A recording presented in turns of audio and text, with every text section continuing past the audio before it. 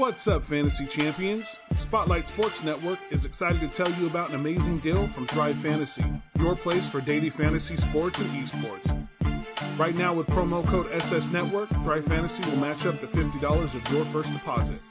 So go to thrivefantasy.com and sign up now with promo code SS Network. That's thrivefantasy.com, promo code SS Network.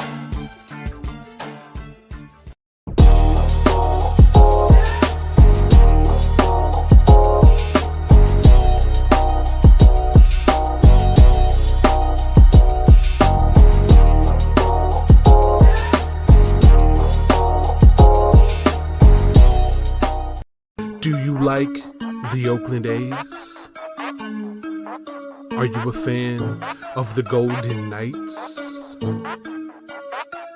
you love the Los Angeles Chargers?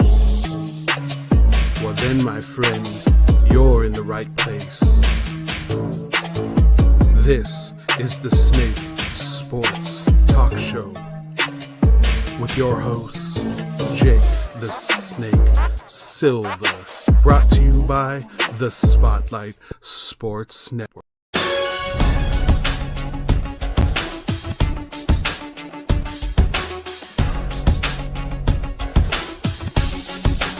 All right, ladies and gentlemen, it's that time again on a Monday night. I am here and live on Facebook, YouTube, Twitch, and Twitter.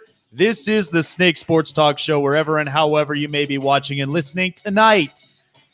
Boy, I've got a lot to talk about. What a fun weekend it was, wasn't it, folks? My goodness, I had so much fun. Hockey playoffs is underway. We had 3 overtimes in hockey this past weekend. I mean, my God, there is nothing like playoff hockey that just gets us all going, gets us all ready to roll.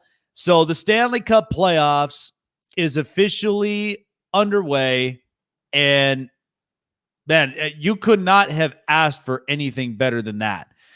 I was really impressed with how, the playoffs went about, and it was really good. Vegas, unfortunately, drops one in overtime. The Islanders end up taking a game against Pittsburgh.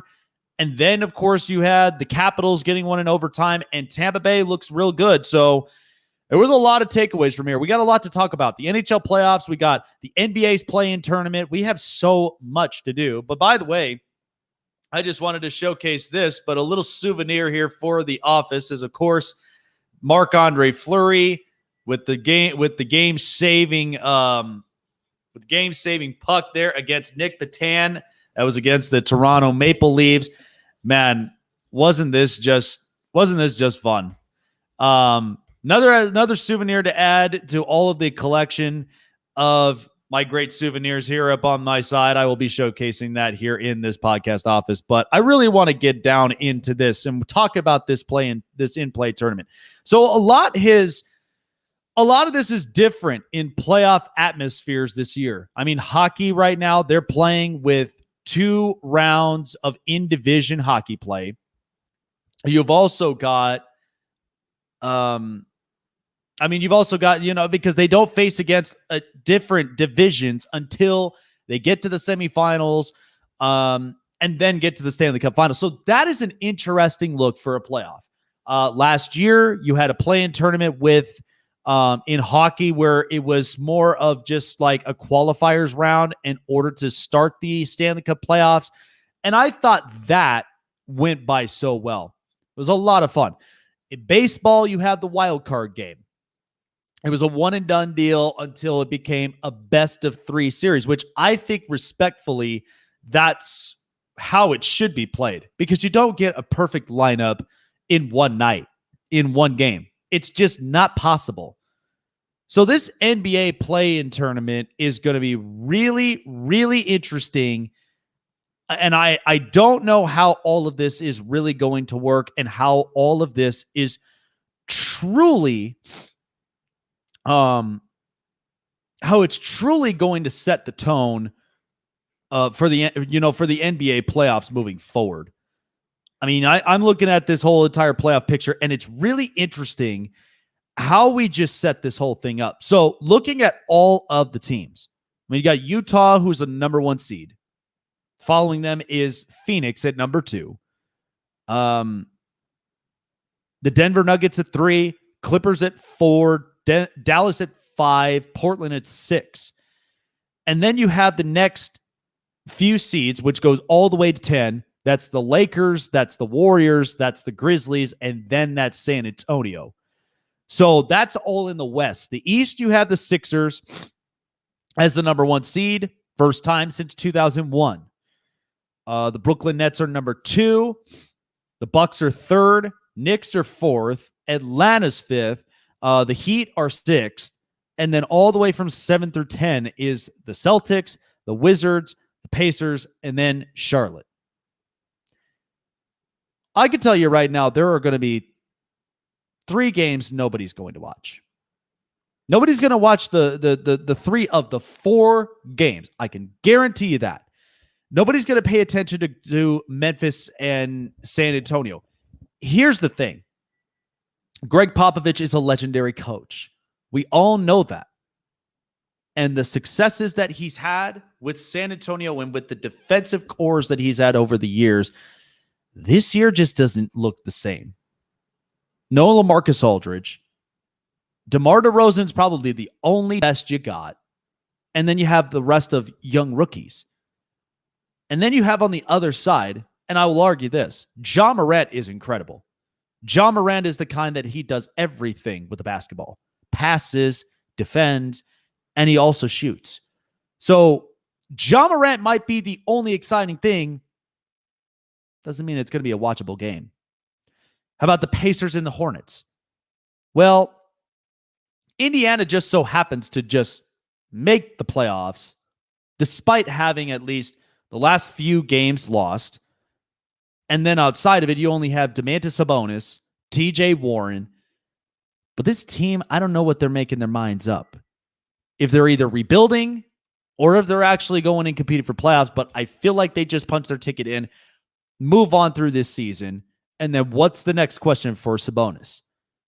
But on the other side, shout out to, if he's watching this, is PJ Washington Jr. Congratulations. Way to make the spot, and good luck to you guys. But you have LaMelo Ball, who's been outstanding as a rookie this year. I mean, he does everything.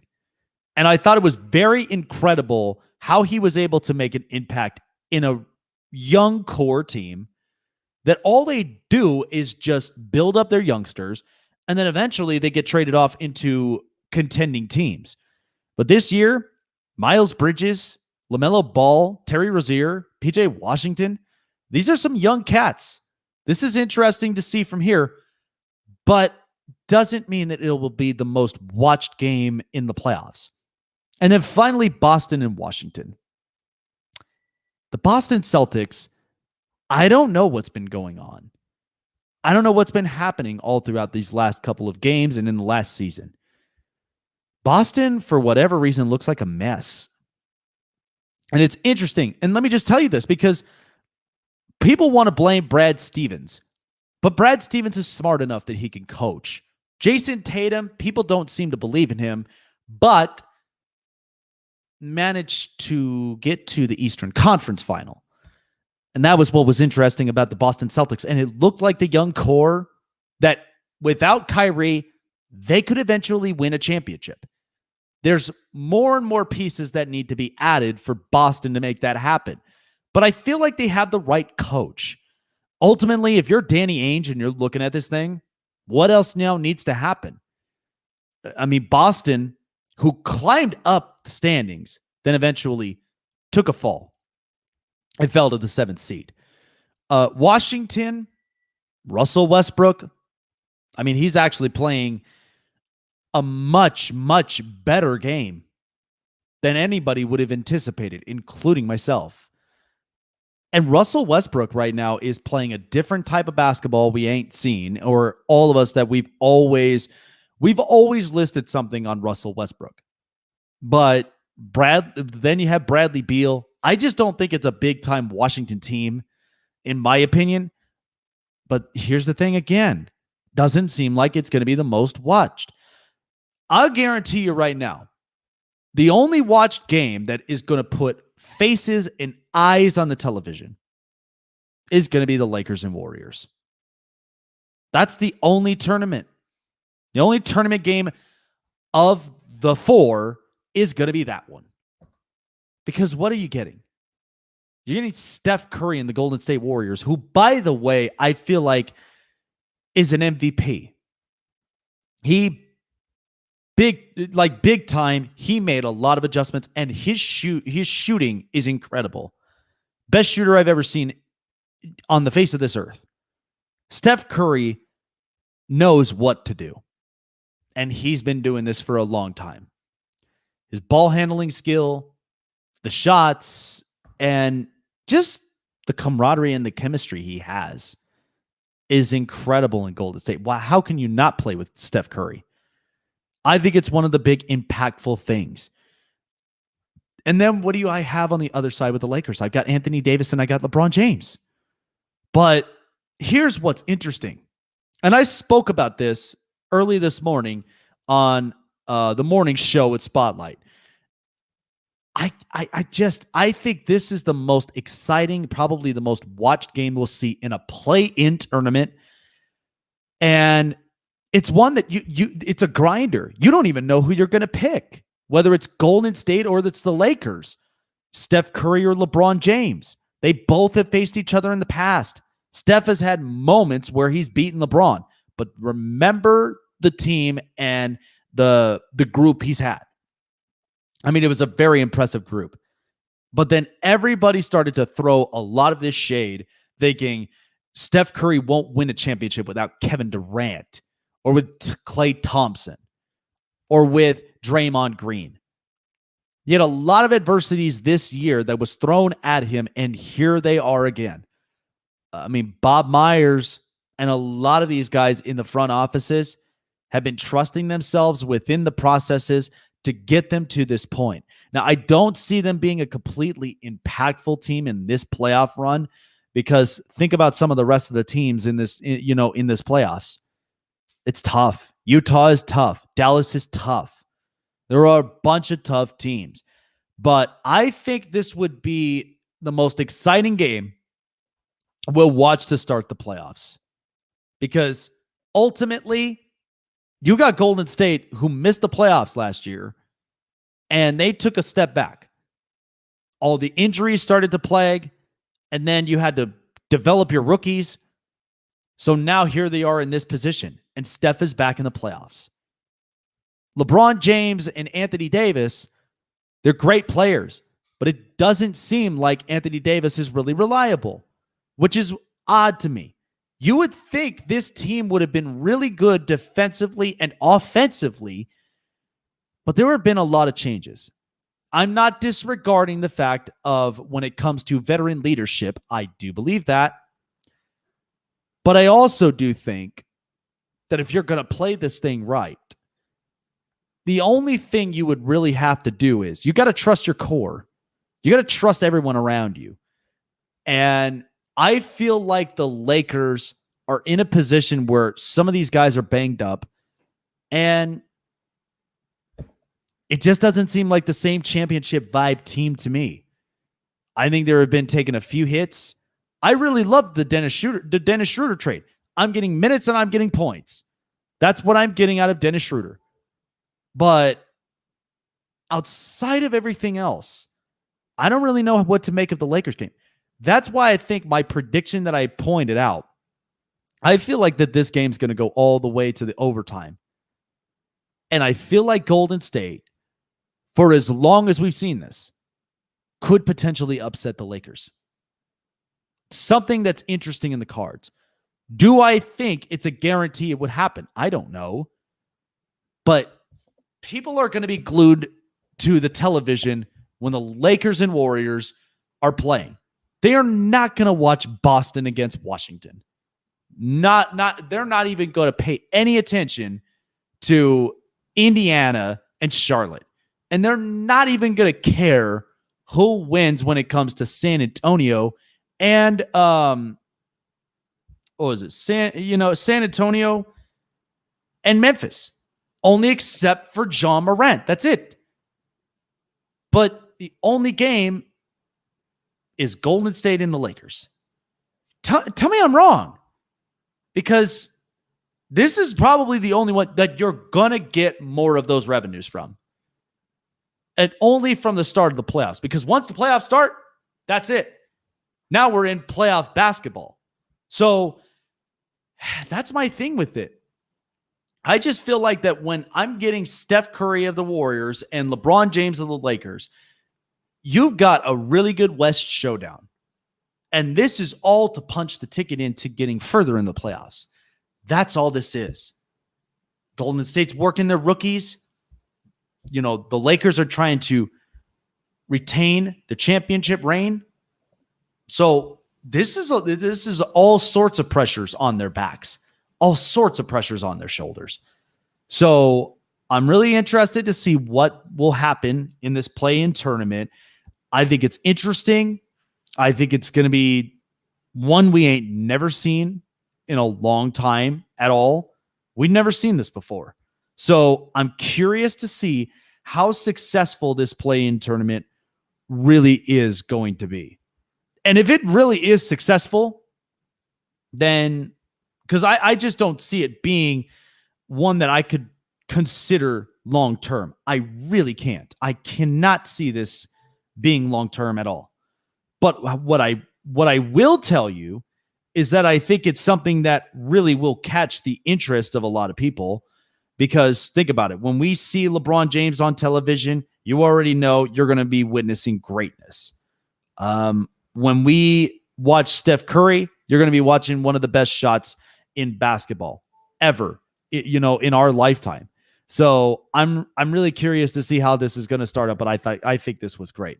All right, so let's talk about hockey, by the way, because the Stanley Cup playoffs I thought was so much fun this weekend. What a great start it has been. We started with the Capitals and the Bruins. Zdeno Chara is a part of the Capitals, facing his former team since he's been with the team since 2006.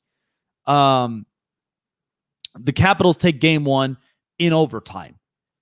Another game as well. You got Sidney Crosby and the Pittsburgh Penguins, and you've got the New York Islanders. The Islanders upset the Penguins 2 years ago, and they took game one of the playoffs in round one in overtime. The Vegas Golden Knights and the Minnesota Wild. Vegas has a lot of pressure on their shoulders. Minnesota just so happens to have had a really good record against Vegas all throughout the season. And you got Kirill Kaprizov, you got Matt Dumba, you got Eunice Brodin, you have Cam Talbot, who saved almost close to 50 saves in that game. And here was the unfortunate part. I mean, Alec Martinez was doing what he could to execute his role in defense, but that puck just so happened to ricochet off the skate and it found its way into the net, and that was your ball game. You can't ask for more than that. I know people got upset, and here was what was interesting. Because, of course, during the interview with Mark Stone and, of course, with Marc-Andre Fleury, I was really, I was really, I never knew what to say when it came to the people that were asking the questions. When it came to media asking the questions, I mean, this was one that, all of us could shake our heads at. But all of it, the way that things unfolded and the way that they were asking the question was so weird. And here's what was interesting, because Mark Stone was asked a question of, dating back from last year. Do you really think Mark Stone's going to care what happened last year? We're right now in the playoffs. What I'd much rather talk about, because there was a question that basically asked, was this something that reemerged from last season and all that? And he's just said this: I don't even remember last season. Of course you don't. As a captain, you don't think about last season. You never think about last season and what it gave you. What you think about is what's happening right in front of you right now. That's why I laugh when it comes to it. So I just really think that when it came to something like that, they were not going to care about what happened in the previous outings. They're worried about what is this going to mean for the momentum moving forward, knowing that losing in overtime. And I mean, look, you want to know what was the biggest takeaway from that game in Vegas against Minnesota? 23 blocked shots. What do you expect them to do? I mean, the offense is trying their absolute hardest to get through to the defense, but they blocked 23 shots. This is outside of the goaltending. That's outside of everything. So I thought it was just really, really good. Then, I'm looking at Tampa Bay and Florida yesterday, and now I'm starting to have some thoughts about Tampa. Nikita Kucherov and Steven Stamkos are back. So that just tells you there may be some momentum coming out of Tampa Bay this year. But who knows? I think that's going to be really interesting to see. But this has been a really good start for the NHL playoffs. And by the way, I have a scoring update so far. So we got game 2 of the Washington Capitals and the Boston Bruins. And the Boston Bruins win in overtime, as Brad Marchand ended up delivering the goal with 39 seconds into overtime. And the Bruins were able to cap off a close one, 4-3. So they take game 2. And so far, it's 4-2 Carolina against Nashville. Couple of goals that have been scored. Jordan Stahl twice. Timo Teravainen. He's got one tonight. Philip Forsberg. Eric Halla. So I'm telling you, I kept saying this. Carolina is going to be one team that's going to be very interesting in the Central, but I really do think they're going to end up capping off. I really do think they're going to cap off that one. It's a pretty goal, but because we're all talking about Brad Marchand, it's a pretty goal, but Marchand is still a rat. He's always a rat. He's the rat of the NHL. Absolutely. So, all right, coming up next. So I've been looking at this NFL schedule, and there have been a bunch of teams that I could just look at right now. And this has been king of the NFL with the way that the schedules have been shaped up and the matchups and everything in between. You can't tell me that this league hasn't paid attention for the last few seasons. They have made a lot of adjustments, and I know why. When you have a big-time media company that's televising everything, you got to put on a show. And I'm going to explain the breakdown of this season and why I think 2021 is going to give us more football and is going to give us better. I think, honestly, it's going to give us better TV revenues, in my opinion. But I'm going to explain that coming up next. Plus, I'm also going to be talking about Albert Pujols to the Dodgers. Why I think this is really interesting, of what this means for the history of the Dodgers, and could this really just be the last hurrah for Albert Pujols? I mean, got released by the Angels, gets picked up by the Dodgers for the remainder of the season. So who knows what this is going to bring up? I'm going to explain that all coming up next.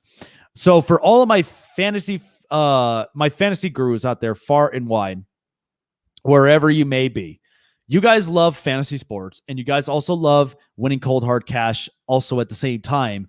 Well, there is a platform there for you. It's called thrivefantasy.com. Thrive Fantasy has so many different matchups left and right. They refresh them every single day, from baseball to basketball to hockey and to so much more. And they even have esports for all of you gamers up out there who love playing video games, and you guys also love some of the competitive gamers. You've also got esports. So definitely check out Thrive Fantasy. And when you sign up and put in $20 into your first deposit, use promo code SS Network, and Thrive Fantasy promises to match it to $50. Sounds like a deal, right? That means more money, more pay, more play, and you could be winning up to 15 grand in pool plays as they get refreshed every single day. So go to thrivefantasy.com, promo code SS Network, thrivefantasy.com, promo code SS Network, and start playing today.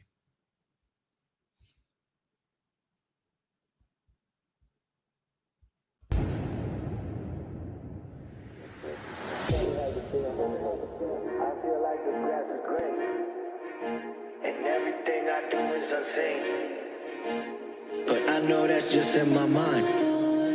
I know everything is just in my mind. Do you really want to be famous? Do you really want to be a superstar? Do you really want to get dangerous? Do you even know where the groupies are? Welcome to Hammer's house.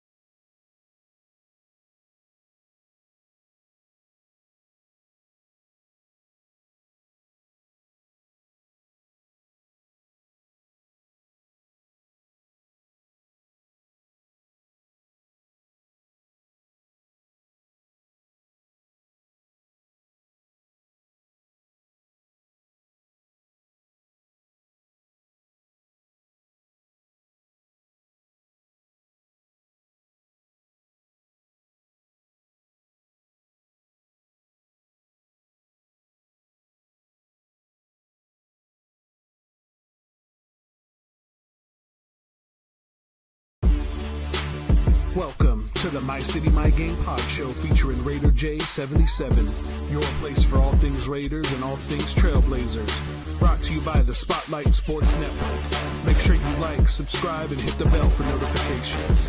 Now let's go.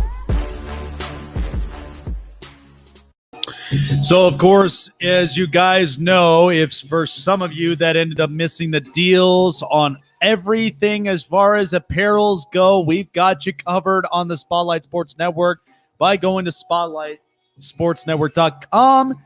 Go to the merchandise section powered by Spreadshirt. We have t-shirts, we've got hats, we've got hoodies, we got so much more. And if you missed out on the sale, stay tuned because we do have more.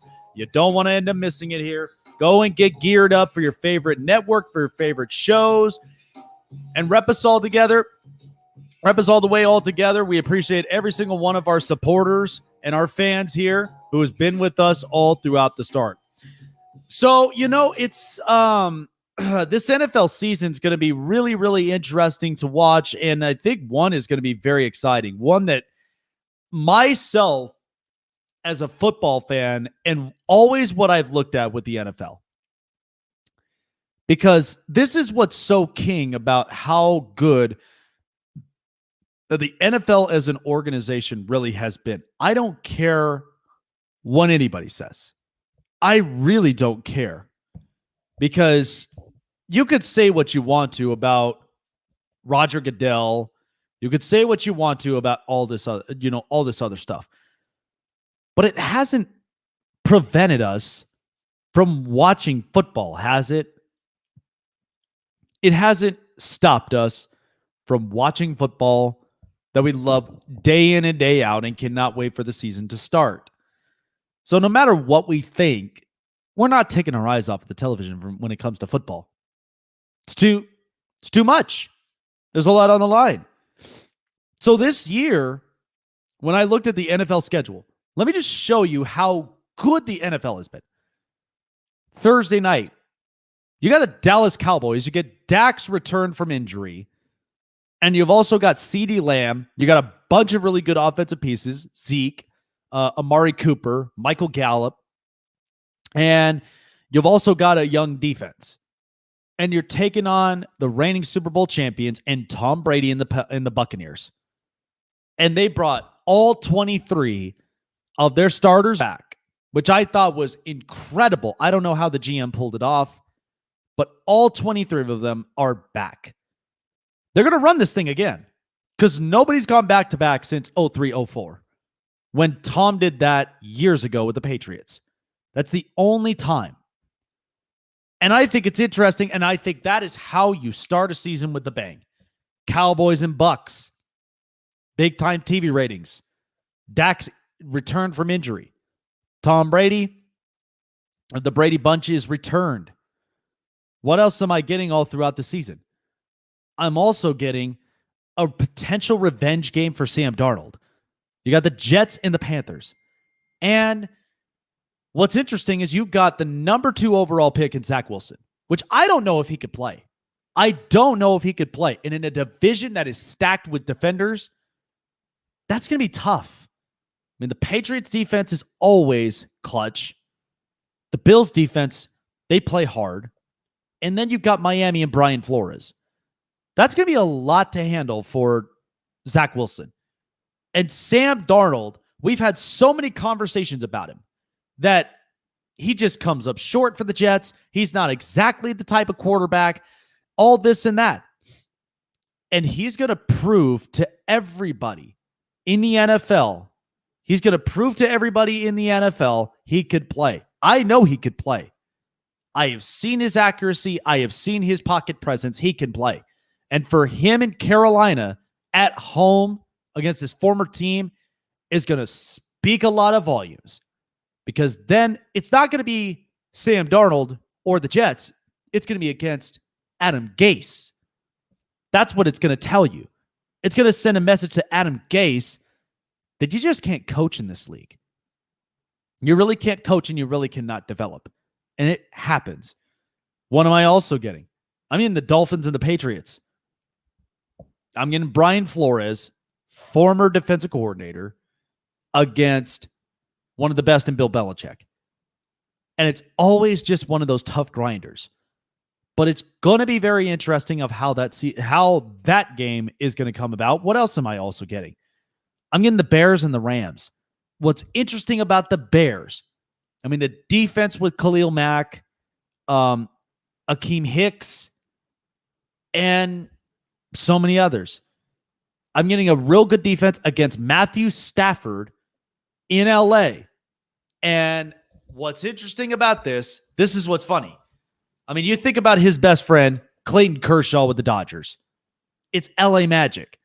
Now Matthew Stafford is in Los Angeles. They trade away Jared Goff because he just couldn't fit the system with Sean McVay. And McVay told you that.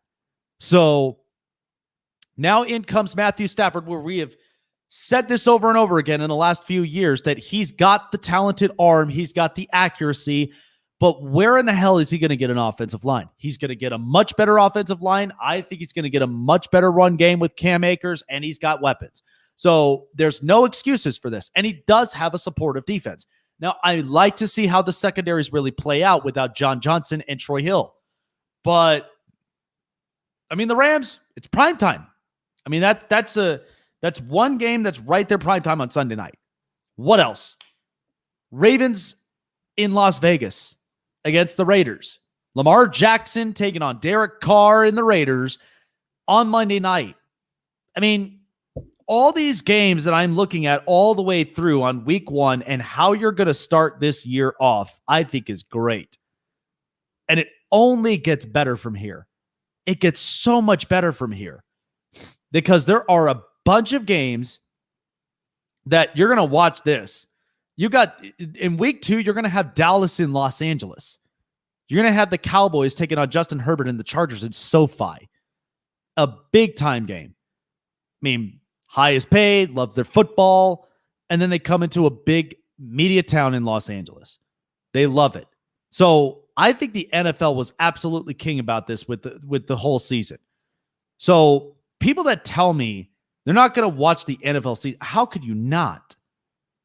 I mean, I'm really curious to find that out. I think to me, this is such a good lineup of games all throughout the season. I mean, how could you not? So it's one of the reasons that I think the NFL is always going to continuously stay consistent when it comes to knowing who their providers are, knowing exactly where they're going to get their much needed revenues and how they're going to get it. And it's honestly like it's great for everybody. Everybody loves this kind of stuff. So I think that in the end, the NFL could not do you any wrong throughout this season. They really could not. So I liked it. I really do like how they set this schedule up. I think this is best for the fans, but I also do think this is going to be really good for the NFL moving forward. And you've got international games as well. But there are so many primetime games that I'm just like, wow. I mean, this is going to be a really, really good week. These are really good weeks. So time now for the hot press. All right, so the New England Patriots have been set to re-signing quarterback Brian Hoyer. They are going to re-sign him to a contract. So, of course, he's joined in with a crowded quarterback depth outside of Cam Newton, knowing that you've got also Mac Jones and Jarrett Stidham. So it just kind of seems like, you're going to add in at least a little bit of extra depth at quarterback. And Brian Hoyer, who's known this system for a long time outside of Tom Brady, understands what it takes, understands Bill Belichick and what his expectations are.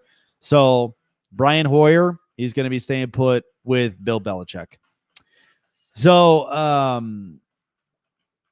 so this is interesting, but so new head coach of the Detroit Lions, Dan Campbell. If we haven't really gotten enough about, biting them on their kneecaps and all this other stuff. So here we go. And this I thought was great. Off the cuff, Detroit Lions coach Dan Campbell jokes about bringing a pet lion to practice. So this was the thought.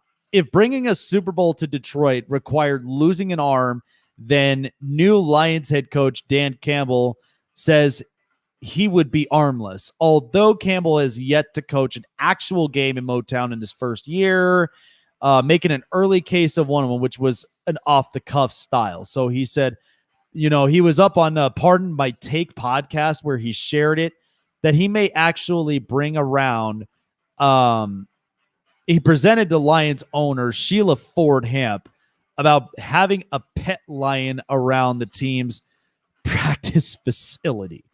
And this is what he went on to say.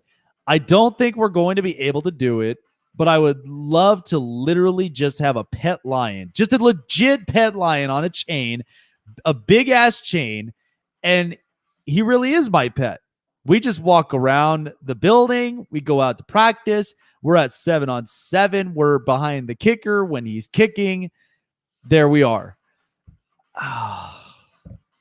I look, I love the enthusiasm out of Dan Campbell, but you're talking about a Detroit Lions franchise that has not had any successes.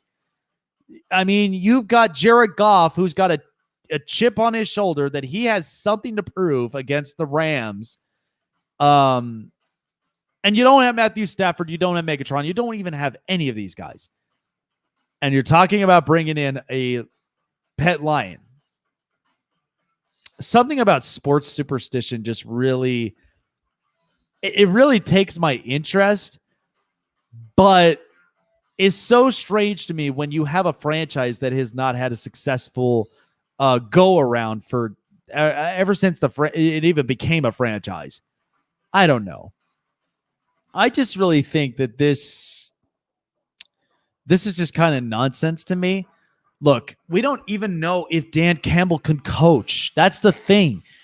He's talking about bringing in all this stuff to really hype, the team up. But what exactly are your tangibles when it comes to winning games? We don't see that yet. We have no idea what Dan Campbell is capable of. So this kind of silly charade that I'm reading off here is just, I mean, hey, it looks like fun. Looks like fun if you could, make the Detroit Lions into a petting zoo. But I don't know. I don't know how this is going to really end up for Detroit and even for Dan Campbell. Apparently, this first year is just going off it's going off the rails.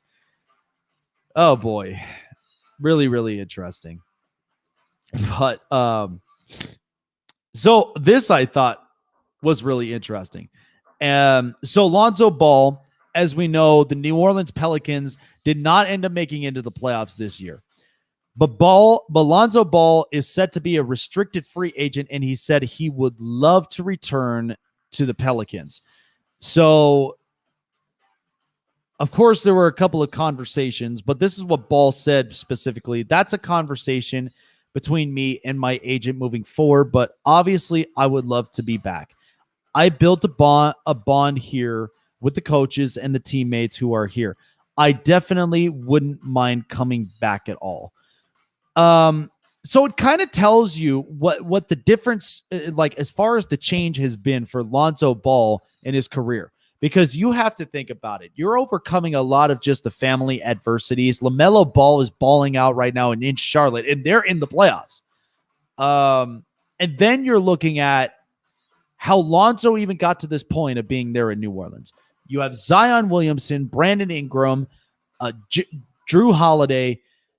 Lonzo, to me, I never seen was as a terrible player. I think he's a really good ball distributor.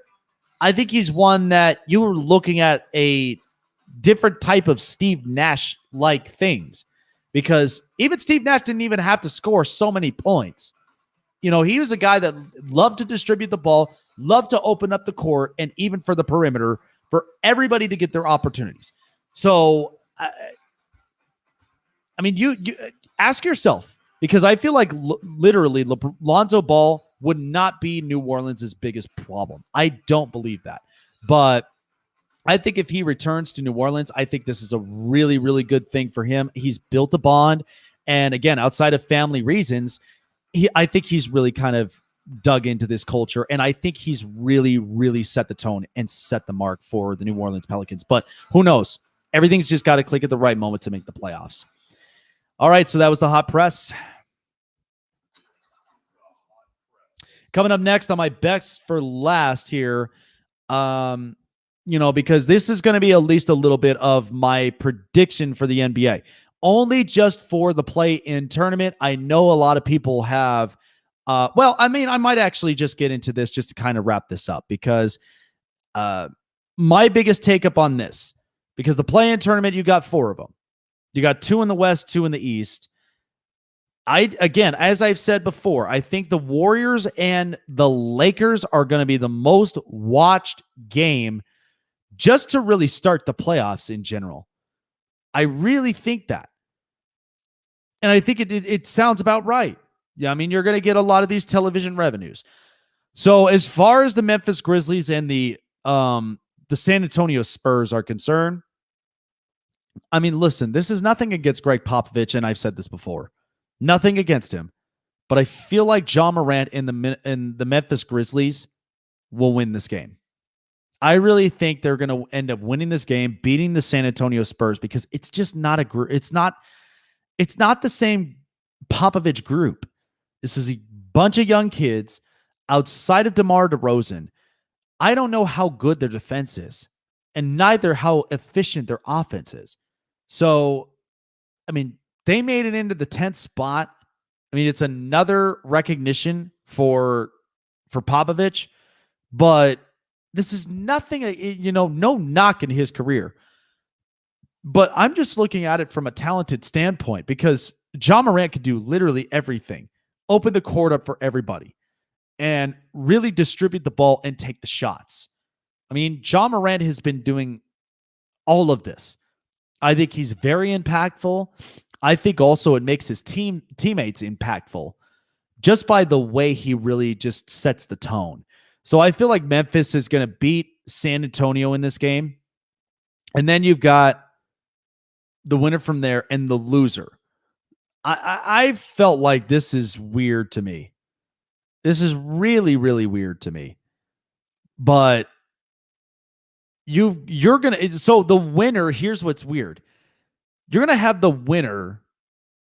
This is what I like about it. You're going to have the winner of the Lakers and Golden State, and whoever wins that game is going to play Phoenix. So one team is going to have a second chance. So if LeBron doesn't win this game against Golden State, and Golden State has to play Phoenix, that means LeBron James will then have to play Ja Morant in Memphis to make his way in to Utah against Donovan Mitchell and Rudy Gobert in a really good Utah Jazz team. I mean, I've been really impressed with the Utah Jazz this year, but the question is, can they really go all the way? It's tough. It's not for everybody. So that's what I feel like. Memphis will win this game against San Antonio, and San Antonio will be going home. The Lakers, I feel like, are going to drop this game against Golden State. I feel like Steph Curry is going to be really, really good, and it'll be an overtime shot. Curry's going to make the shot, but the Lakers will have a second chance against Memphis. So they're dodging a bullet. On the other side, Indiana and Charlotte, I feel like Charlotte is going to beat the Pacers. I don't understand how the Pacers are even in this position, but you are talking about an Eastern Conference that is really not as strong.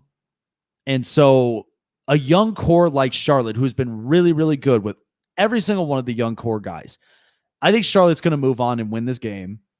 Then you have Boston and Washington. That either one that wins, they were going to play Brooklyn in that series, who was the number 2 seed.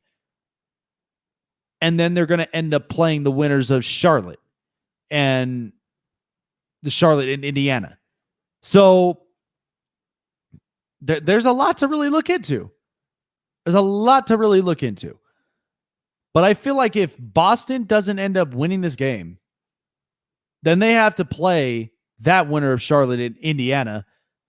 And then they would have to play the Sixers, the number 1 seed. But if you win this out and you're playing Brooklyn, I mean, you have to ask yourself, because Brooklyn is not a tough defensive team. They're not. That's just a team that really knows how to score. They have a lot of really good scoring advocates, but defense is really going to throw them all over the place. So I just think that's with the look of this play-in tournament. Now, I will not have the rest of the playoffs just yet. That'll be in my best for last segment in due time, probably by this next weekend. But everything that I look at from this play-in tournament That's the way that I'm going to end up seeing it from tonight. So I'm taking Memphis to beating San Antonio. I'm taking Golden State to move on and play Phoenix. And then the Lakers against the Spurs. I think the Lakers are going to make it through. They're going to dodge a bullet from it, and then they have to play Utah. So that's my look for the West. And the East, I'm going to have Charlotte beating Indiana. Then you have Boston and Washington. Regardless of it, I feel like because you have to ask yourself, if you're Brad Stevens and Danny H, would you rather face the Sixers or would you rather face Brooklyn? Either way, you're kind of caught in a jam. So I'm going to take Washington to win. But early on, like I thought about it, because I am taking Boston. I am taking Boston to end up winning the game. But then they're going to have to play Charlotte. So Washington is still going to have to, they're still making it in to play Brooklyn. And then I think Boston's going to win and they're going to play the Sixers.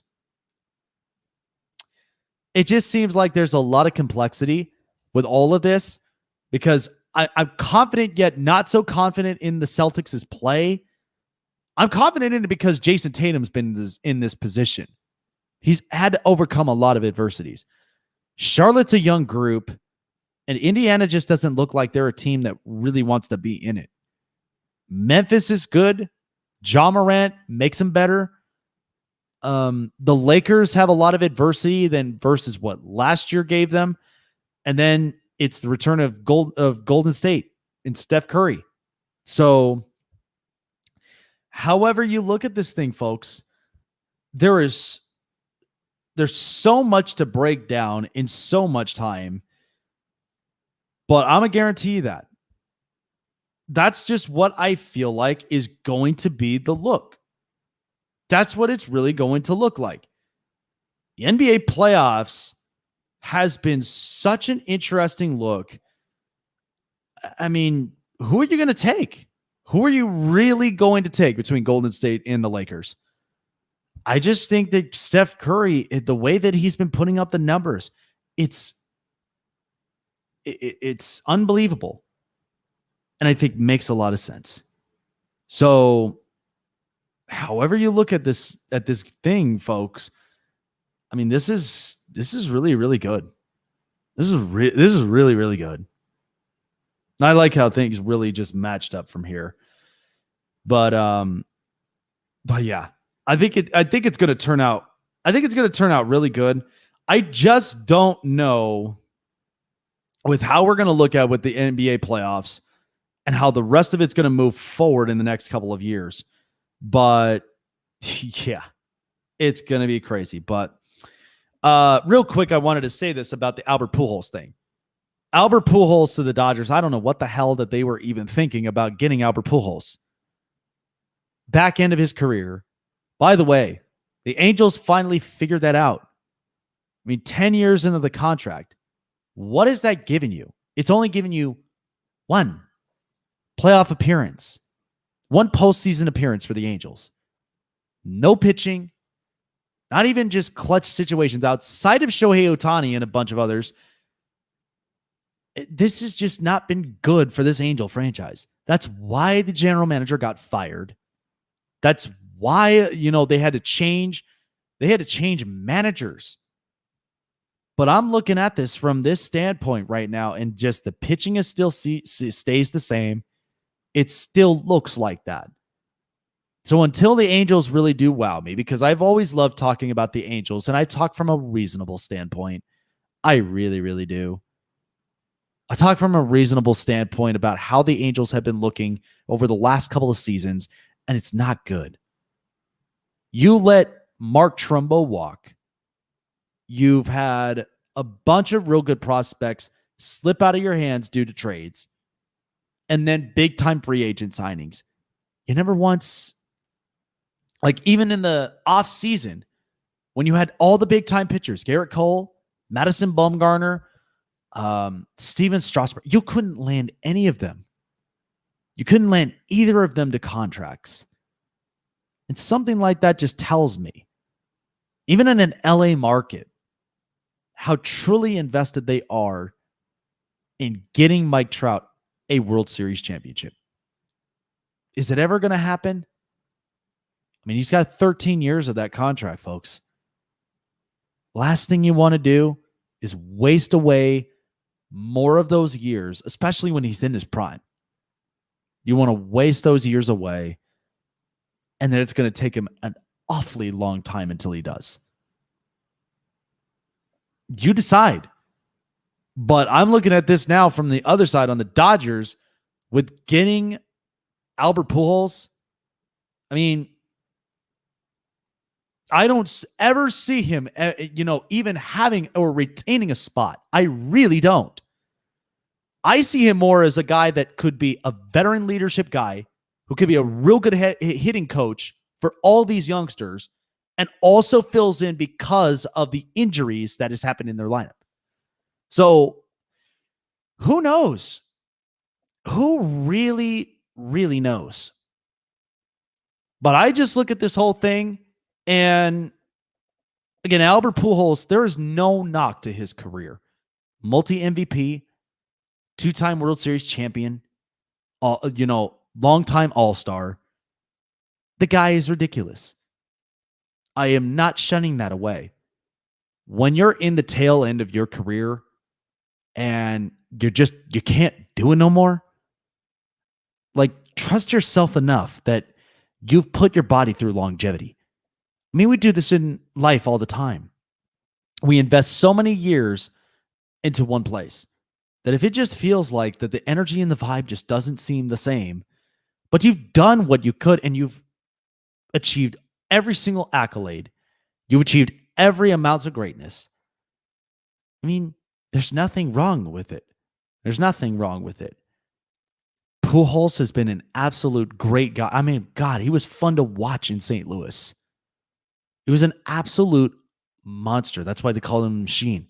Knew how to hit. I mean, good God, he was hitting beans in his hometown. Just small little beans, just for hand-eye coordination. The guy was fun to watch. When I'm looking at this right now, why would the Dodgers even need him for?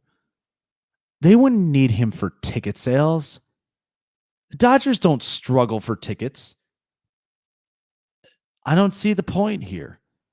So, if it's... I mean, yeah, what's going on, Marty? I mean, look, Corey Seager was never going to give up 5. You and I both knew that. He was not going to give up 5. And yet you're giving him Russell Martin's number, and I don't know. I don't know how to think of it. It's already odd enough. We've had so many oddities this year that it's just odd enough that you're going to end up doing something like this. So I don't know what the Dodgers' plans are. I really don't. But it's still a long season. We still have so much baseball left to cover. It's really interesting. So, alrighty, I want to thank every single one of you guys for joining me here on the Snake Sports Talk Show. I really do appreciate it, you guys. And if you want more of me, catch me tomorrow as I will be covering Game 2 of the Stanley Cup Playoffs, Round 1 against the Minnesota Wild and the Vegas Golden Knights. Game 2 of that series. You don't want to end up missing that here on the Spotlight Sports Network. That will be 7 p.m. Pacific and 10 p.m. Eastern Standard Time. It's going to be a lot of fun. Love playoff hockey. Love this time of year. And it's going to be a lot of fun, guys. I am really excited for it. So thank you guys so much. Have a great night. And then we will see you guys tomorrow for the live play-by-play commentary. Take care of yourselves.